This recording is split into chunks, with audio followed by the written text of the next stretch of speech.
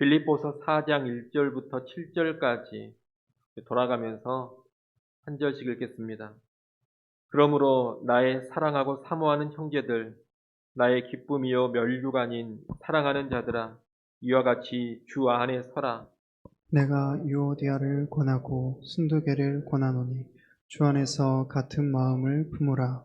또 참으로 나와 멍에를 같이 한 내게 구하노니 복음에 나와 함께 힘쓰던 저 여인들을 돕고 또한 글레멘드와 그 외에 나의 동역자들을 도우라. 그 이름들이 생명책에 있느니라. 주 안에서 항상 기뻐하라. 내가 다시 말하노니 기뻐하라. 너희 관용을 모든 사람에게 알게 하라. 주께서 가까우시니라. 아무것도 염려하지 말고 다만 모든 일에 기도와 간구로 너희 구할 것을 감사함으로 하나님께 아뢰라. 같이 봅니다. 그리하면 모든 지각에 뛰어난 하나님의 평강이 그리스도 예수 안에서 너희 마음과 생각을 지키시리라. 아멘. 이명재 강사님이 주 안에서라는 제목으로 말씀 전해주시겠습니다.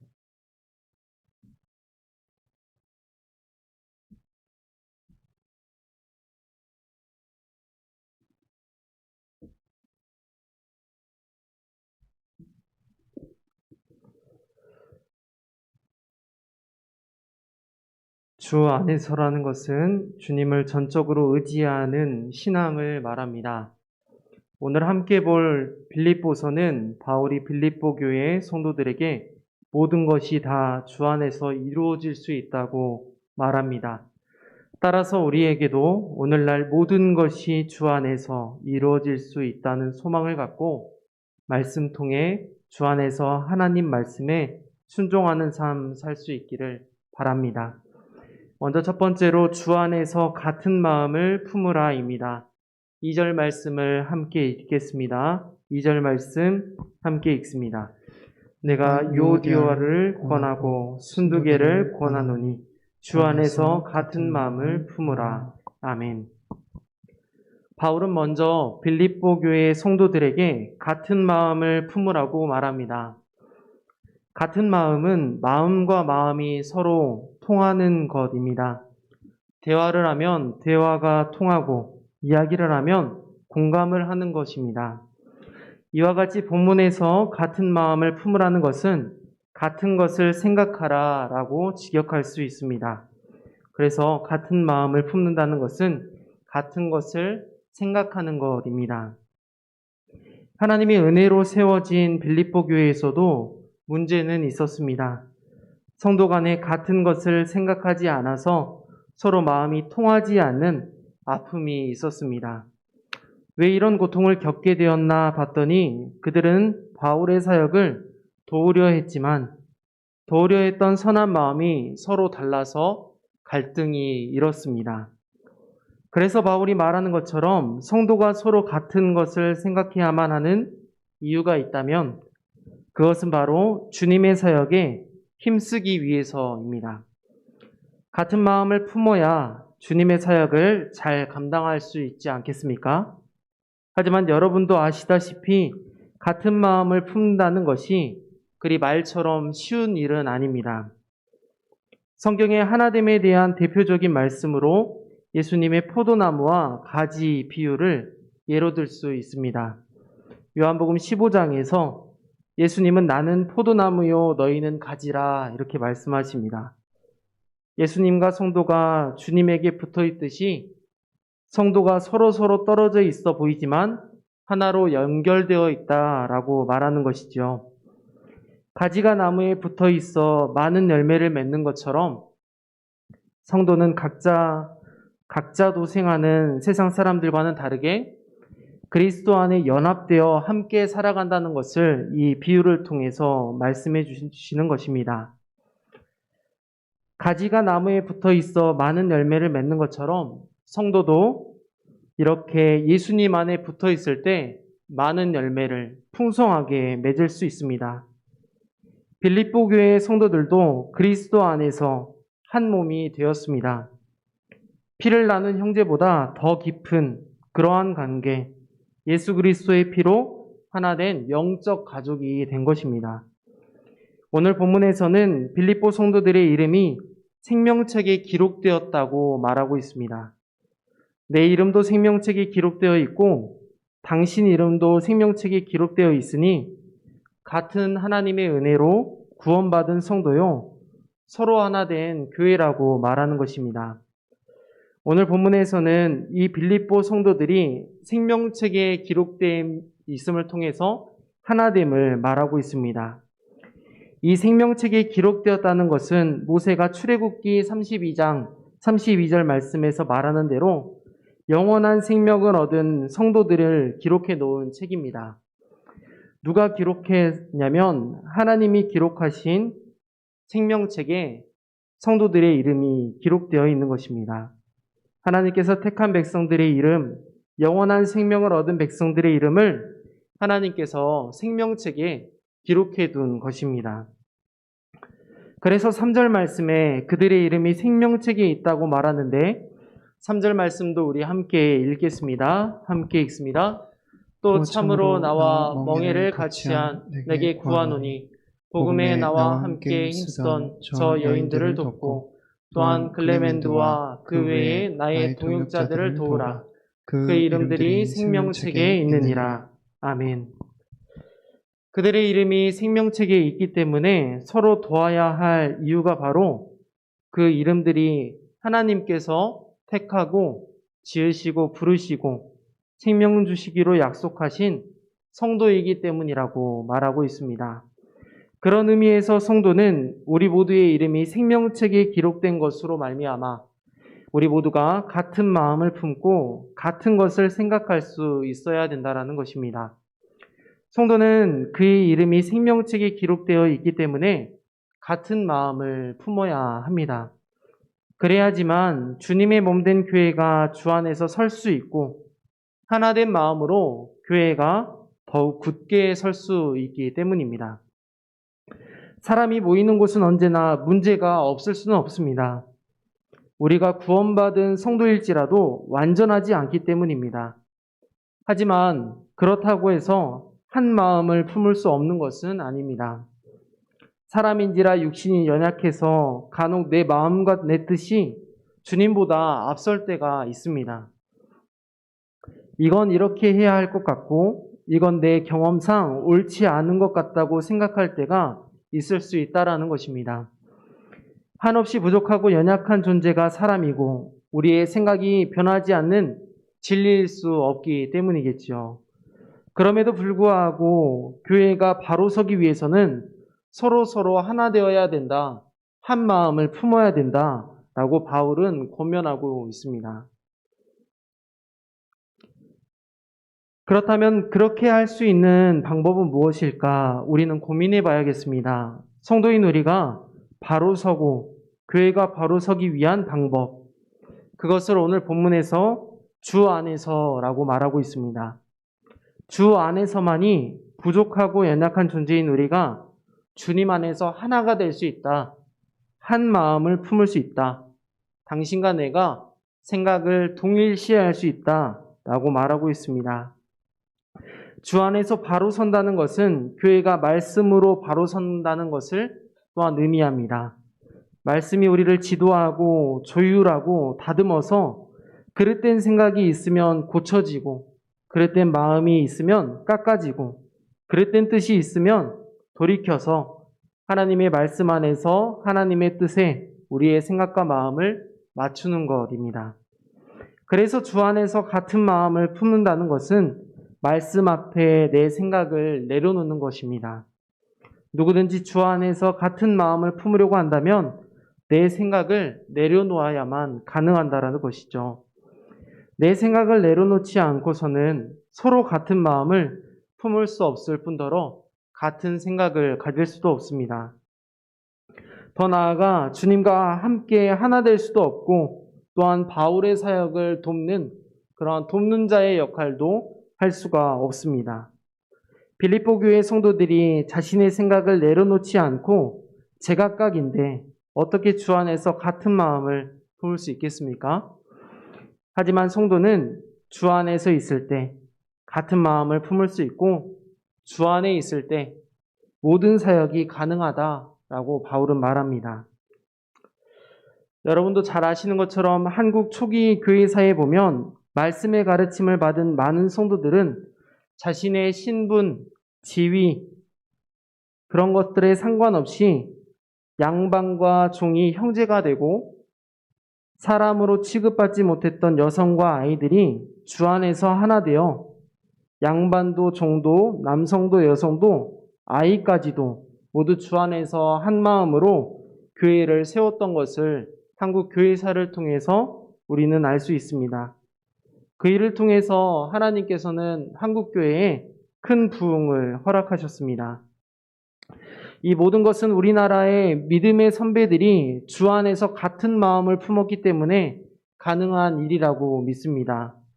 반면 같은 생각을 품지 못하는 곳은 언제나 가정이나 사회든지 어디서든지 서로가 헌신하는 부분이 결여되어 있음을 또한 발견하게 됩니다. 가정도 사회도 교회도 한 마음 품지 않으면 어떤 조직이라도 무너지는 것은 순식간이라는 것입니다. 한 마음 품지 못하는 기독교는 자기밖에 모르는 개인주의 종교로 추락해버리고 스스로 세상의 빛이요 소금이라고 자부하지만 이미 세상에서 어두움을 밝히지 못하는 빛이요 맛을 못 내는 소금인 것입니다. 일례로 건축에 있어 설계도면은 건축의 방향을 결정하는데 건물을 짓기 전에 먼저 설계도면을 만들고 설계도면대로 건물을 지어야 건물이 가장 안전하게 지어집니다. 이것은 말하지 않아도 모두가 다 아는 상식일 것입니다. 그런데 건축업자들이 설계사는 설계만 하니까 현장을 모른다 말하고 현장에서 일하는 건축업자들은 설계도는 참고만 하는 것이라 라고 말하면서 설계사와 건축업자가 서로 생각이 다른 상태에서 마음이 나뉜 상태에서 이렇게 건축을 한다고 생각해 본다면 건축물이 어떻게 되겠습니까?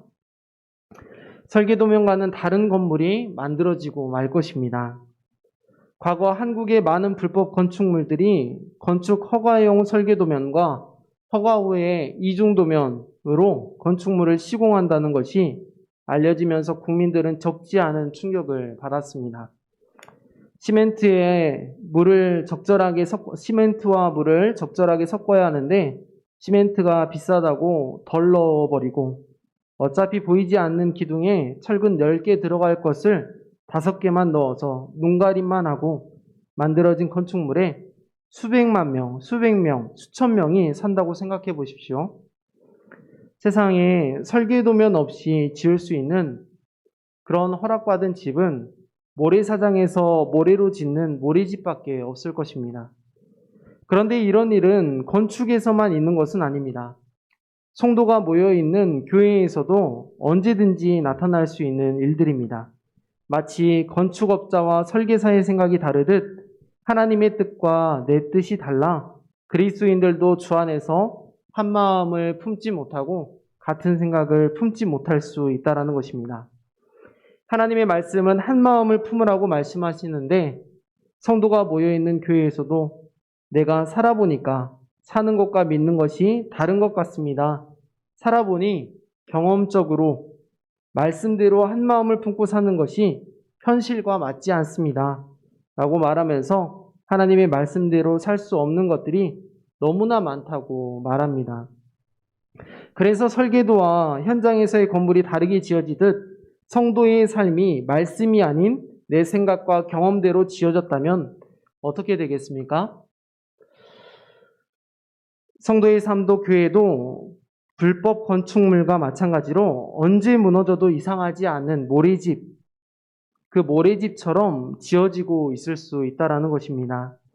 언제 무너질지 모르는 모래집에서 살고 싶은 사람은 아무도 없지만 내 경험, 내 생각, 의지에서 살아가는 것이 신앙의 모래집을 짓고 있다는 것이죠. 하지만 이러한 적지 않은 한국교회의 많은 성도님들이 모래 위에 집을 짓고 있습니다.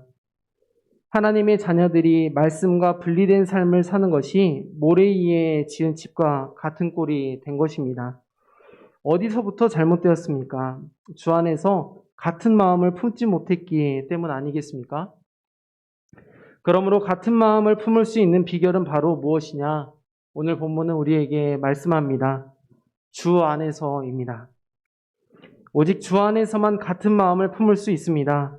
유오디아와 순두개처럼 모래집을 짓고 있는 성도들 계시다면 순간에 허물어지기 전에 오늘 말씀이 내게 주신 말씀임을 믿고 그릇된 마음을 돌이키고 주 안에서 같은 마음을 품으시기를 바랍니다. 두 번째로는 바울은 기뻐하라고 말하고 있습니다. 4절 말씀을 우리 함께 읽겠습니다. 4절 말씀 함께 읽습니다. 주 안에서 항상 기뻐하라. 내가 다시 말하노니 기뻐하라. 아멘. 바울은 빌립보 성도들에게 주 안에서 기뻐하라고 권면하고 있습니다. 주 안에서 항상 기뻐하는 것이 주 안에 서기 위한 또 하나의 방법이라고 우리들에게 소개합니다. 기뻐하라는 뜻은 싸움에서 이겼으니 기뻐하라는 말입니다. 무슨 싸움이냐면 환난 속에서 이긴 싸움입니다.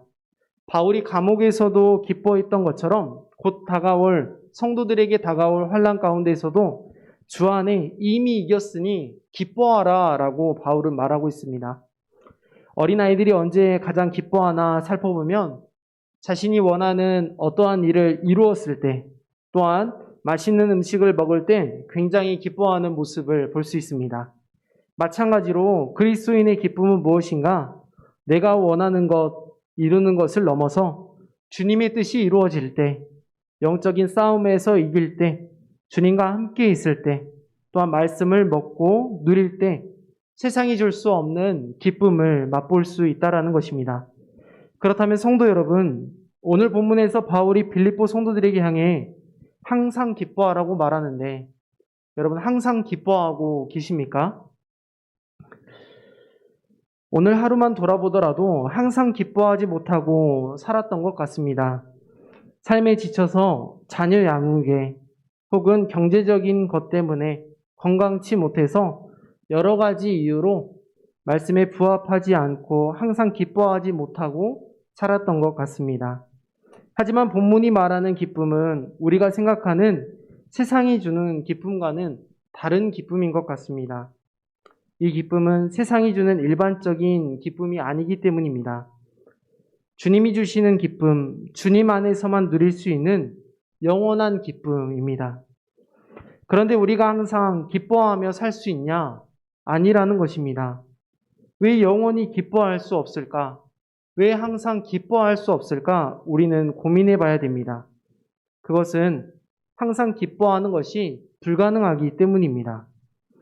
그렇다면 이것은 어떤 의미에서 우리가 생각하는 기쁨과는 다른 기쁨인 것을 우리는 직감적으로 알 수 있습니다. 사실 이 기쁨은 사람 편에서의 기쁨이 아닙니다. 주님이 그러면 누구의 편에서의 기쁨이냐? 바로 하나님 편에서의 기쁨입니다. 마치 하나님의 계획과 섭리 속에서 반드시 하나님의 약속이 이루어지는 승리의 기쁨, 하나님의 편에서의 기쁨, 하나님께서 택한 백성들은 반드시 이긴다는 승리에 가득한 기쁨을 하나님 편에서 말하고 있다는 것입니다.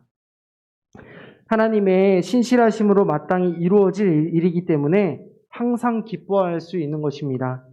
하나님께서 말씀하시면 하나님은 반드시 이루기 때문에 항상 기뻐할 수 있다는 것이죠. 그렇게 하나님 편에서의 항상 기뻐할 수 있다는 것을 바울은 이미 알았기에 성도들을 향해서 우리들을 향해서 항상 기뻐하라 라고 명령하고 있습니다. 바울은 이 기쁨을 성도들에게 말할 때 1절 말씀에 나의 기쁨이요 면류관인 사랑하는 자들아 라고 표현하고 있습니다. 빌립보 성도들은 바울의 기쁨의 면류관이라고 말합니다. 성도님들이 바울의 기쁨이라고 말하는 것입니다. 면류관이 있다는 것은 승리가 있다는 것을 말하는 것이고 이미 주어질 면류관을 알고 있기 때문에 바울도 주 안에서 그가 어떤 상황 가운데 있을지라도 심지어 감옥에 있을지라도 항상 기뻐할 수 있다라고 말하고 있습니다. 예를 들어서 경기하는 선수가 내가 딸 메달이 금메달이라고 이미 알고 경기를 한다면 경기 중에 혹시라도 실수하거나 넘어지고 실점을 하더라도 낭망하거나 절망하지 않을 것입니다. 절대로 포기하지 않을 것입니다. 왜냐? 내가 오늘 딸 메달의 색깔을 이미 알고 있기 때문이죠. 성도에게도 이러한 기쁨이 충만한 날, 메달하고는 비교할 수 없는 영원한 기쁨의 면류관을 우리에게 주시는 날이 있다고 말합니다. 이미 그날이 코앞에 다가와 있는 것입니다. 이것이 바울이 말하는 주 안에서 기뻐하라, 내가 다시 말하노니 기뻐하라 라고 말한 이유입니다. 현실적으로는 기뻐할 것이 없지만 하나님께서 이루실 일을 기대하니 기뻐할 수 있다라는 것입니다. 그래서 바울은 두 번 강조하면서 바울의 말을 더 무게 있게 하는 것으로 만들어 주 안에서 항상 기뻐하라 라고 말하고 있습니다. 그만큼 우리의 기쁨이 큰 것이고 세상이 주는 기쁨과는 비교할 수 없는 기쁨을 하나님께서 우리에게 주십니다. 그래서 바울은 성도들에게 주 안에 설 수 있는 방법이 주 안에서 항상 기뻐하는 것이기 때문에 주 안에서 항상 기뻐하라고 성도들에게, 우리에게 말하고 있는 것입니다. 혹시라도 교회가 외부의 공격으로 인해 어려움을 겪게 될지라도 바울이 그랬던 것처럼 성도에게 다가올 환난을 이길 수 있는 비결은 주님 안에서 항상 기뻐하는 것이다 라고 말하는 것입니다. 그렇기 때문에 곧 다가올 환난 속에서도 빌립보 교회 성도들은 두려워하지 않습니다. 무기력하게 슬퍼하지도 않습니다. 승리할 것이 눈앞에 보이기 때문에, 확실하기 때문에 바울과 같이 기뻐할 수 있게 됩니다. 그러므로 내 영혼은 주 안에서 기뻐할 수 있게 됩니다. 내 영혼이 주님과 함께 있다면 주 안에서는 항상 기뻐할 수 있음을 믿기 때문입니다. 저와 여러분들은 주 안에서 항상 기뻐하시기 바랍니다. 세상이 주는 솜사탕 같은 기쁨이 아니라 주 안에서 기뻐하며 주 안에 설 수 있음을 믿고 확신하는 저와 여러분들이 되시기를 바랍니다. 마지막으로 세 번째는 주 안에서 기도하라입니다.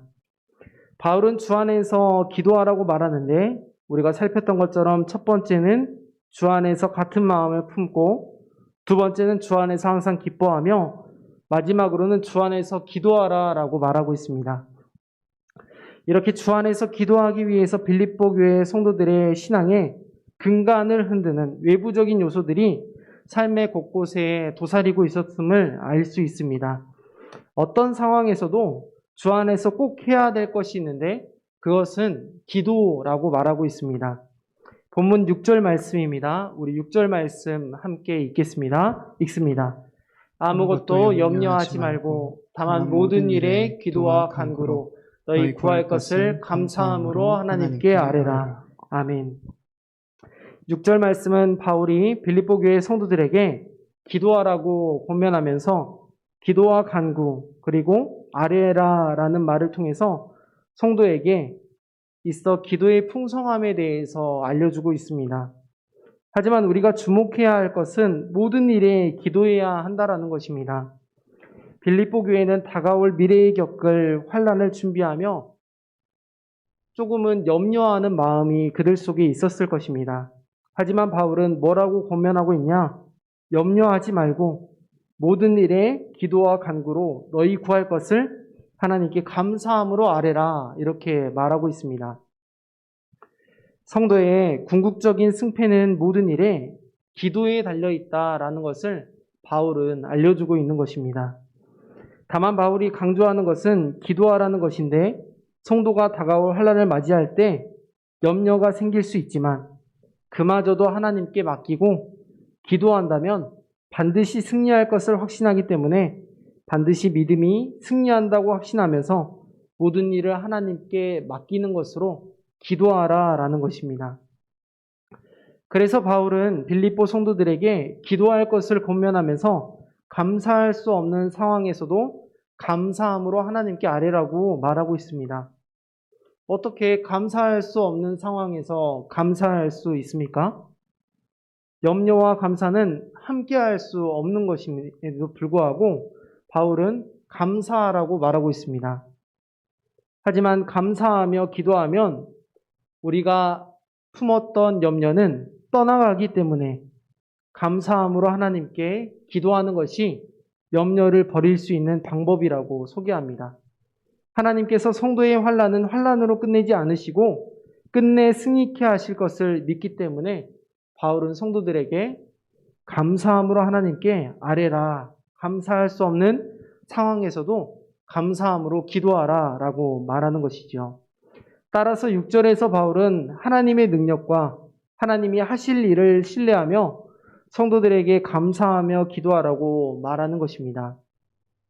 이러한 감사 기도는 하나님께서 성도의 염려를 몰아내시고 감사하는 자에게 주시는 참된 유익이 있다고 말합니다.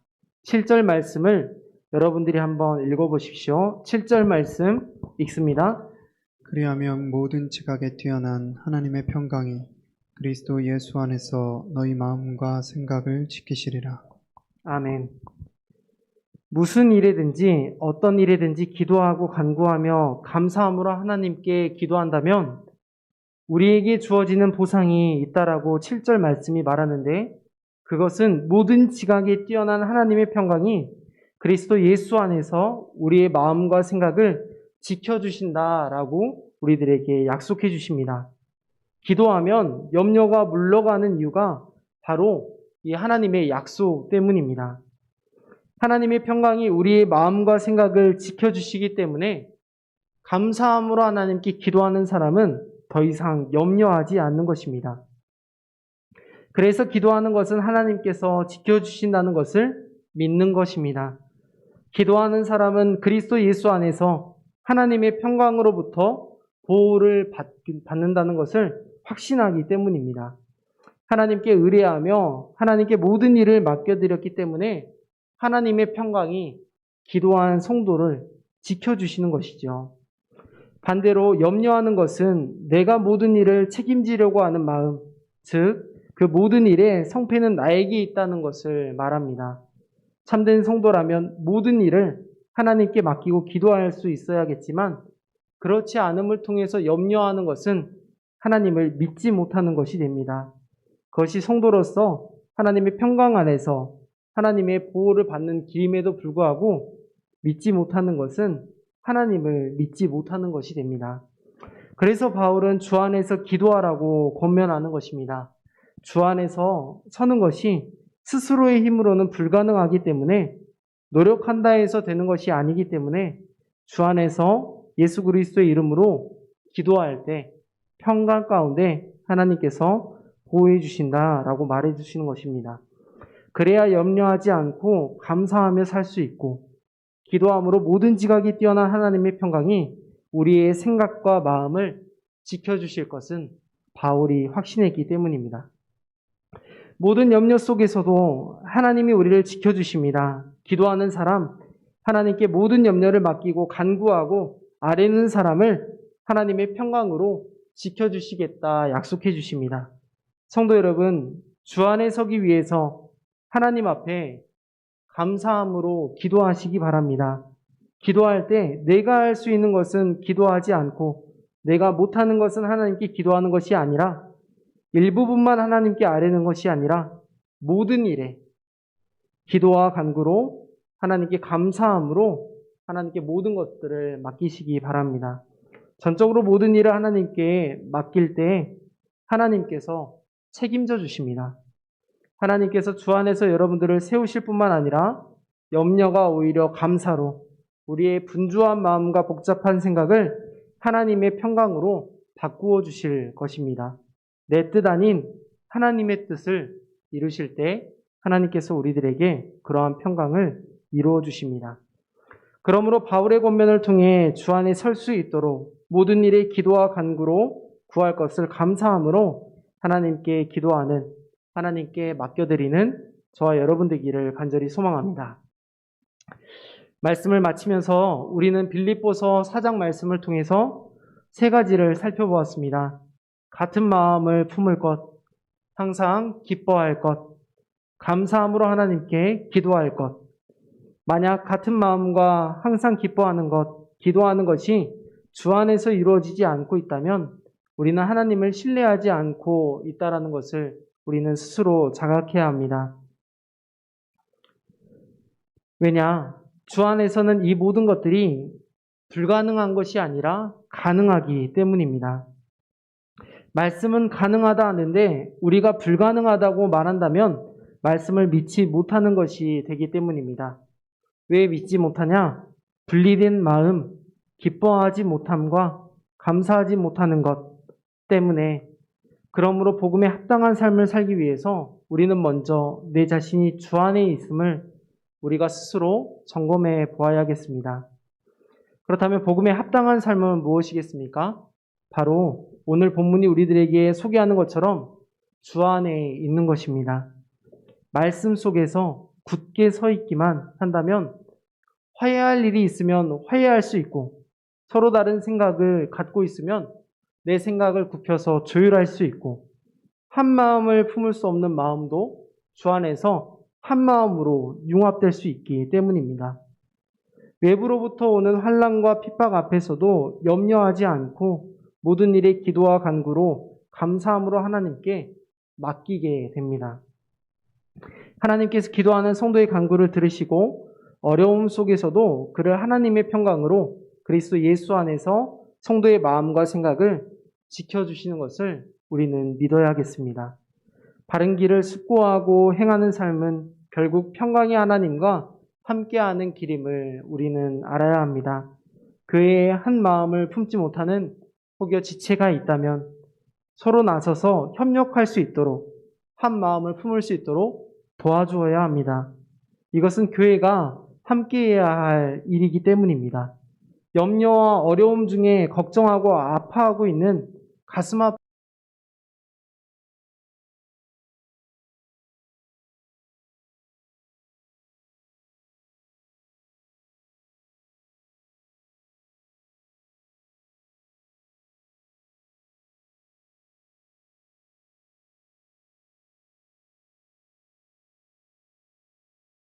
신앙생활을 할 수 있다고 말합니다. 주 안에서 항상 기뻐하는 것, 내게 주어진 개인적인 일을 넘어 교회가 함께 주 안에서 바로 서고 복음에 합당한 삶을 이루어 나갈 때 하나님께서 평강으로 우리들의 마음과 생각을 지켜주신다고 우리들에게 약속해 주십니다. 그러므로 한 사람의 성도가 기뻐할 수 없다면 교회 전체가 기뻐할 수 없는 것이고 한 사람이 주 안에 설 수 있다면 우리 모두가 다 주 안에 서는 것입니다. 다시 한번 우리가 성도된 이유를 돌아보면서 사랑하는 성도 여러분, 바울이 빌립보 성도들을 향해 갖는 소망이 있었습니다. 세상에서 성공하고 세상이 주는 즐거움으로 기뻐하고 세상 사람들과 교제하는 것이 아니라 주 안에서 하나 된 택한 백성들의 교회가 회복되는 것, 즉 화합하는 것이 바울의 빌립보 교회를 향한 진심 어린 마음이고 소원이었습니다. 이 마음은 하나님이 우리를 향한 마음과 동일함을 믿습니다. 하나 될 수 있기를, 같은 것을 생각하며 같은 마음을 품기를 하나님이 교회된 여러분들에게, 저와 여러분들에게 더 바라는 마음일 것입니다. 이미 하나 되어 있다면 하나님이 주신 기쁨을 함께 더 풍성하게 누리시기 바랍니다. 혹시라도 그렇지 않다면 주 안에서 같은 마음을 품을 수 있기 더 애쓰고 기도할 수 있기를 바랍니다. 주 안에서 항상 기뻐하시면서 주 안에서 기도와 간구로 구할 것을 감사함으로 아뢰는 우리 광주 영광교회 모든 성도님들 되시길 간절히 소망합니다. 기도하겠습니다. 사랑의 주님, 감사합니다. 하나 될 수 없는 우리들을 주 안에 불러주시고 주 안에 한 마음과 한 뜻으로 기뻐하며 기도할 수 있도록 오늘도 우리에게 말씀해 주시니 감사합니다. 우리를 주의 몸에 교회로 불러주셔서 감사합니다. 우리 안에 빌립보 교회 성도들과 같이 주 안에 행하지 못했던 일들이 많이 있을 줄 압니다. 말씀에 순종하는 삶 살 수 있도록 인도하여 주옵소서. 주님께 모든 염려와 걱정과 근심을 맡겨드리고 내 뜻 아닌 주님의 뜻 이루어지게 하여 주옵소서. 주 안에 하나님을 기억하며 서로 돌아보게 하시고 주 안에서 같은 마음을 품을 수 있도록 인도하여 주옵소서. 또한 주 안에서 항상 기뻐할 수 있도록 인도하여 주시옵소서. 주님 주신 영원한 승리의 기쁨으로 항상 기뻐하게 하여 주시고 마지막으로 주 안에서 기도하기를 간절히 소망합니다. 염려하지 않게 하시고 모든 일에 기도와 간구로 너희 구할 것을 감사함으로 하나님께 아뢰라 말씀하셨으니 조금도 의심하지 않고 주님께 믿고 맡기며 예수님의 이름으로 기도하여 주님의 뜻 이루게 하여 주옵소서. 오늘도 주님 주신 생명으로 예배하게 하시고 사랑하는 백성들에게 말씀 주신 하나님, 말씀 듣고 깨달아 순종의 삶 살기 원합니다. 순종의 열매로 주님께 드릴 수 있는 광주 영광교회 저와 모든 성도님들 될 수 있도록 인도하여 주옵소서. 예수님의 이름으로 기도합니다. 아멘.